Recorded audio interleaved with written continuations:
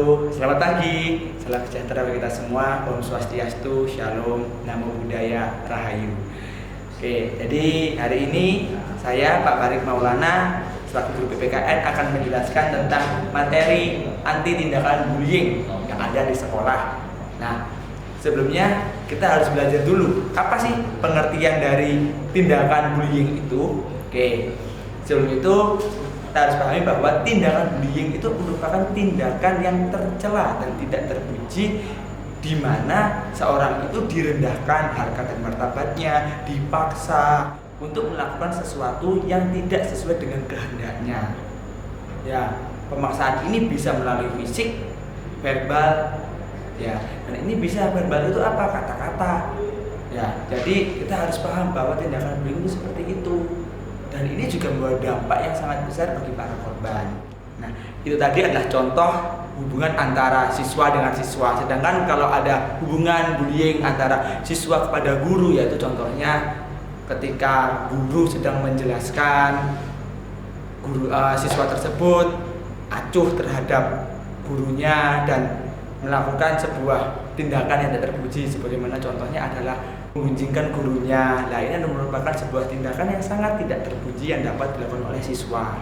Nah, kemudian kita juga belajar lagi tentang bentuk-bentuk dari perundungan atau bullying. Yang pertama yaitu perundungan yang berdasarkan ras. Nah, perundungan ini yang berdasarkan ras maksudnya seperti apa? Misalnya kita mengetahui ada orang yang berbeda ras dengan kita. Kita ketahui kan bahwa masyarakat Jawa pada umumnya memiliki ras Mongoloid. Kemudian ada teman kita dan saudara kita yang berasal dari Papua, Ambon, yang memiliki warna kulit yang berbeda. Kemudian ada yang memiliki jenis rambut yang berbeda. Nah, ini merupakan apa? Kemudian kita bully juga. Nah, ini merupakan sebuah tindakan yang sangat tidak terpuji. Kemudian ada yang namanya perundungan berdasarkan seksual atau bahasa Inggrisnya sexual harassment. Nah, ini merupakan apa? Merupakan sebuah tindakan perundungan yang menindas, merendahkan orang lain yang berdasarkan atas apa? Jenis kelamin. Ini jelas salah. Kenapa? Pada dasarnya manusia itu memiliki kesederajatan yang sama, ya, memiliki kesederajatan yang sama di bidang manapun, memiliki hak dan kewajiban yang sama, tidak ada yang saling mendominasi antara perempuan dan laki-laki. Kemudian dari perempuan dan laki-laki itu juga kadang ada yang mendominasi, cowok ke cewek, cewek ke cowok. Ini tidak boleh. Dan kemudian ada yang dapat kita temukan dalam kehidupan di sekolah, misalnya memegang bagian tubuh yang tidak seharusnya dipegang tanpa seizinnya, meskipun hanya memegang tangan. Ini jelas salah. Kenapa? Ini merupakan bentuk perundungan. Apalagi kalau yang anggota tubuhnya itu dianya tidak menerima dan akhirnya melaporkan kepada orang tuanya dan pihak yang berwajib, maka ini merupakan tindakan perundungan yang fatal. Maka kita harus hindari seperti itu. Paling tidak, bagaimana kita ini bisa menyadarkan bahwa kita ini harus menghargai orang lain dengan tidak membuat orang lain itu tersinggung. Kemudian yang ketiga yaitu adalah perundungan yang ada di media sosial. Nah, ini bahasa kerennya bisa kita temukan yaitu apa? Cyberbullying. Cyberbullying ini diwajarkan oleh masyarakat, padahal hal ini adalah salah. Pernahkah kamu ini membuat sebuah ketikan, kemudian kamu share itu ke dalam teman-temanmu yang isinya adalah umpatan kepada orang lain yang sifatnya merendahkan, kemudian mengancam, sehingga orang yang kamu rendahkan itu mengancam merasa trauma, merasa kecil hati, dan merasa cemas atas sebuah tindakan yang tidak terpuji itu. Nah, bentuk-bentuk perundungan itu harus kita hindari, baik dari yang pertama adalah perundungan berdasarkan ras, kemudian ada sexual harassment, dan yang ketiga ada perundungan berdasarkan media elektronik atau cyberbullying. Nah, setelah kita belajar tentang bentuk-bentuknya, sekarang kita mulai belajar tentang ciri-ciri anak yang mengalami bullying. Yang pertama, yang mulai bullying itu korban ya. Yang pertama adalah takut ke sekolah. Ya, Jelas takut ke sekolah kenapa? Karena merasa pelaku bullying itu ada di sekolah, maka dia akan takut untuk ke sekolah. Yang berakibat apa? Prestasinya menurun. Tuh. Yang kedua adalah kurangnya berkomunikasi dan semakin tertutup. Nah, kita sebagai manusia pasti butuh yang namanya komunikasi, butuh interaksi. Akan tetapi ketika sudah terkena menjadi korban bullying, maka komunikasi terhadap orang lain itu semakin mengecil intensitasnya dan kemudian menjadi pribadi yang tertutup. Padahal hal ini sebenarnya bisa kita hindari apabila kita tidak menjadi korban bullying. Yang ketiga kita ketahui anak yang menjadi korban bullying itu ada lagi, yaitu takut. Takutnya seperti apa sih takutnya ini? Takut terhadap orang lain. Jadi dia ini merasa takut, merasa apa? Tidak ada yang sayang lagi kepadanya. Padahal semua orang itu sayang. Hanya saja anak yang menjadi korban bullying ini belum mau terbuka terhadap apa yang menimpa dirinya. Nah, ini sebenarnya bisa kita selesaikan.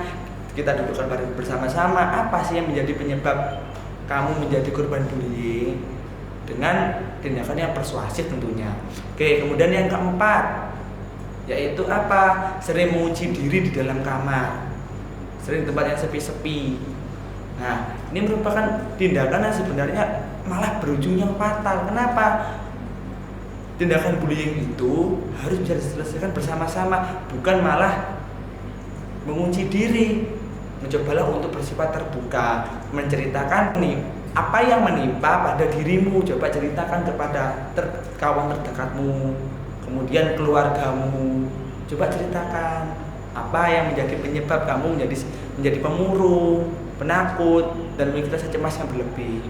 Ya, kita sudah belajar tentang ciri-ciri anak yang menjadi korban bullying. Kemudian kita juga akan belajar tentang apa lagi nih? Tentang dampak dan cara mengatasinya.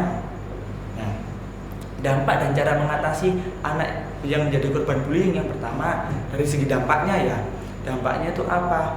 Anak tersebut yang saya bilang tadi yaitu anak tersebut juga akan menjadi pemurung, kemudian menjadi pribadi yang tertutup, yang pertama. Yang kedua yaitu adalah merasa sendiri, dampaknya merasa sendiri karena juga merasa bahwa tidak ada yang menyayangi dirinya lagi. Yang ketiga, dalam lingkungan sekolah jelas pasti yang pertama akan takut ke sekolah, yang kedua juga memiliki prestasi belajar yang turun.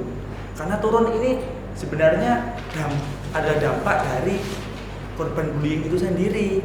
Maka dari anak tersebut juga harus bisa melawan.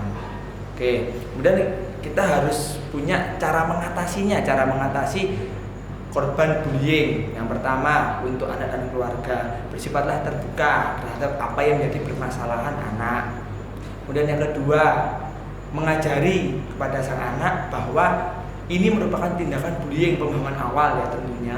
Dan yang ketiga, keluarga terutama orang tua menjadi tauladan bahwa di rumahnya tidak sedang mengalami yang namanya hubungan tidak harmonis yang mengakibatkan apa? Sang anak tertekan karena cekcoknya orang tua dan hal yang sebagainya. Kemudian untuk sekolah, yang pertama yaitu adalah apa? Membuat program anti bullying. Yang kedua yaitu adalah memberikan sanksi yang tegas terhadap pelaku bullying yang terjadi di sekolah. Siapapun itu wajib diberikan sanksi yang tegas agar apa? Tidak terjadi tindakan bullying di hari-hari berikutnya. Ini merupakan apa? Suatu penanggulangan yang efektif untuk lingkungan sekolah. Oke, jadi itu saja materi dari saya. Jadi materi tentang tindakan anti bullying yang bisa saya sampaikan. Kurang lebihnya saya mohon maaf. Assalamualaikum warahmatullahi wabarakatuh. Oke, ayo please jangan ngantuk ya, ini materinya sangat penting.